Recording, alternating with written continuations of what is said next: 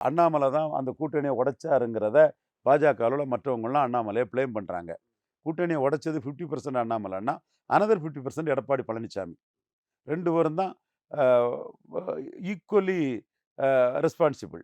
ஆனா, பாஜகவுல உள்ள தலைவர்கள்லாம் எடப்பாடிய புனிதப்படுத்திக்கிட்டு, தன் சொந்த கட்சியில செல்வாக்கோட, மக்கள் பலத்தோட இருக்கவங்கலாம் லைட் வெயிட்ஸ், லைட் வெயிட்ஸ், வெத்து வேட்டுகள், லைட் வெயிட்ஸ் வந்து அண்ணாமலை மேல பொறாமையில, காழ்ப்புணர்ச்சியில பேசிட்டு இருக்காங்க. லைட் வெயிட்ங்கிற வார்த்தை அப்படியே போட்டு, யார லைட் வெயிட்ன்னு சொல்றது அந்த நபருக்கே தெரியும். ஸோ, இது வந்து இந்த இடத்துல அண்ணாமலை வந்து தன்ன கட்சி அசெட் பண்ணதுக்கு, தனக்கு தான் உழைச்ச வாக்குக்குரிய இடத்த எடப்பாடி ஏமாத்தாம வாங்குறதுக்கு அவர் முயற்சி பண்றாரு. தான் இந்த கூட்டணிய உடைச்சதாட்டு பேர் வரக்கூடாதுங்கிறதுக்காக, அவர் வந்து எடப்பாடி முதல்வர்ங்கிறத தலைமை ஏத்துக்கிட்டத அவரும் ஏத்துக்கிட்டு பேசுறாரு. தேவை இப்ப தலைமையோட இது வந்து எடப்பாடி கிட்ட ஏமாறாம, பலத்துக்குரிய சீட்டு 2 ரெட்டலைக்கு ஒரு தாமரை வாங்குறது தான் இன்னைக்கு அவங்களோட பொறுப்பு.